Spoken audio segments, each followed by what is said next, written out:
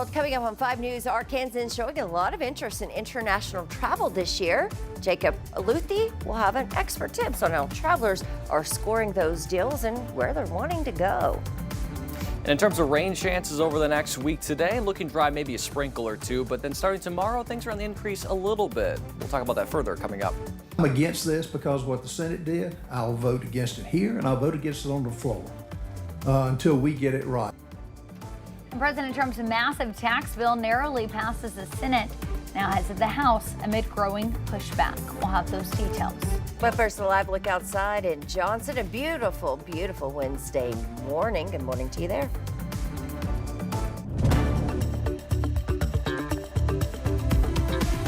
Five News This Morning starts now. Good morning. Thanks so much for being here and waking up with us today. We hope you got your coffee. You're off to a good start. 4th of July, just a couple of days away. We're getting ready for that. Yeah, it's hump day on a holiday week, and I feel like that's good. A lot of people, tomorrow might be their last day of work. Or already. They took vacation, did the smart thing. You may be looking ahead to the 4th of July. We got to get through today, got to get through tomorrow. But the good news is the weather, at least for today, not looking too shabby out there as you walk out the door. We'll take a live look outside in Fort Smith. 73 degrees there in Fort Smith. A light wind. Dew point not too shabby in the upper 60s at 68. The one big difference, especially in northwest Arkansas, not so much the River Valley, but even the River Valley especially, those dew points are a lot lower than they have been. Kind of like it was yesterday as well. That cold front moved through a couple nights ago, and that allowed the humidity to drop a little bit and cool us off a degree or two.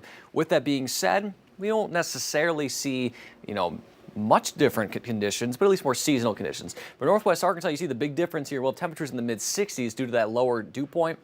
And then eventually by noon, we'll be in the 80s and we'll be in the mid 80s for the most part in northwest Arkansas. In terms of the River Valley, with that dew point a little bit higher, temperatures right now in the upper 60s and low 70s, and eventually will make its way to the upper 80s and a couple of low 90s later this afternoon. We'll see a little bit of thin cloud cover. You saw it there on the camera, but I'm not expecting widespread cloud cover. We will see some sunshine. Now, the 4th of July, sun sets at 8:37. You might be wondering, all right, what's that forecast looking like? We do have storm chances. They're isolated. Not everyone's going to see them, but we do have those storm chances. The good news is, the silver lining, at least for now, it does look like it'll be mainly during the day, and in terms for those fireworks shows, it does look like it'll taper off, but we'll go into further detail about that coming up in just a little bit. For now, we'll take a look at traffic. We'll go along Highway 412, Sonora at Beaver Lake there. Good morning to you there. A beautiful shot there, and I believe Joe and Tiffany were out on Beaver Lake the other day. It looked pretty nice out there, Joe and Tiffany, but again, we'll have the complete forecast coming up in just a little bit. Oh, we love Beaver Lake.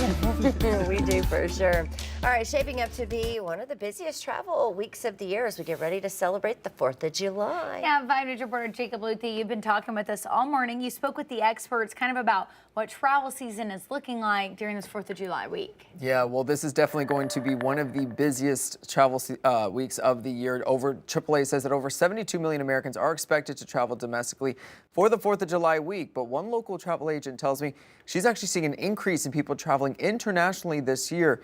Now, Tracee Williams, a luxury vacation specialist with destinations in Fayetteville, says once spring hit, her agency began getting calls for last-minute getaways for the summer. Williams adds that they feel like their consumers this year are paying about the same for a trip as they paid last year, and even with some last-minute travel, finding some less expensive airline and hotel prices. So where are people going? Well, internationally, Williams says Europe is the summer's hottest destination. Favorites like Italy, Switzerland, Croatia, Greece, and Ireland topping travelers' lists. And maybe you're not looking to travel so far. Maybe you're trying to stay locally. Well, she says, we're surrounded by beautiful natural areas here. Mount Magazine, Roaring River, Devil's Den, Petit Jean are all local favorites. She even says Branson, Missouri is a close drive. That's where a lot of people flock to as well. And she adds that her agency has not seen inflation or cost this year get in the way of people looking to travel for the summer. We have not seen a slowdown in people deciding not to travel because of cost or inflation. As a matter of fact, earlier in the year we had a few weeks that were quiet, and so we were thinking, well, maybe it's going to be not as busy a year. But then April, May, and June, we saw a huge amount of people start to call for last-minute travel. So now, she was talking a little bit about, how can people best prepare? She says plan, maybe a little bit too late for this summer, but she says 6 to 9 months in advance, gives you a chance to save up for your trip that you've been wanting to go on, gives you a chance to make sure you get the right room or the right destination, wherever you want to go to. She says also the unexpected flight cancellations, maybe you got sick, maybe you got injured.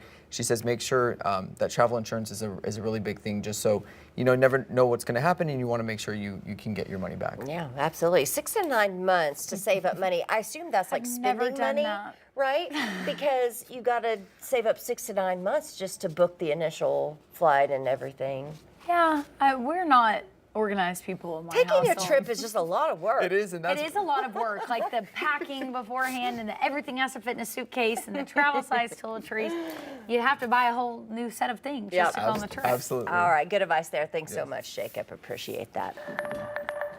All right, as the 4th of July holiday approaches, police are reminding drivers to follow the move over law and avoid impaired driving. AAA Arkansas State Police say nearly a quarter of drivers don't know about the move over law, which requires slowing down and changing lanes for emergency vehicles stopped on the roadside. Authorities are also increasing patrols to catch impaired drivers during this travel period. We'll be stepping up high visibility enforcement with our troopers along the state interstates and state highways. And our goal is to remove those impaired drivers off the roadway so everybody gets home safe. Well, police recommend planning ahead. Know how you'll get home before you start drinking. Use some of those ride-shared services that are out there. Well, if you'll be traveling in the Fort Smith area today near Baptist Health on Towson Avenue, you will see a flurry of activity on the campus. It may look like an emergency, but don't be alarmed. Baptist Health Fort Smith is hosting a mock crash training event that starts at 9 a.m. this morning. First responders, law enforcement, students, and staff will be practicing a rapid response preparedness drill. Well, in continuing coverage this morning, a car theft case in Benton County has been dropped. Prosecutors say the issue wasn't the evidence, but the way investigators collected it. Prosecutors have dismissed a car theft case against 20-year-old Peter. They say that the circumstances surrounding the confession have drawn serious legal and ethical scrutiny.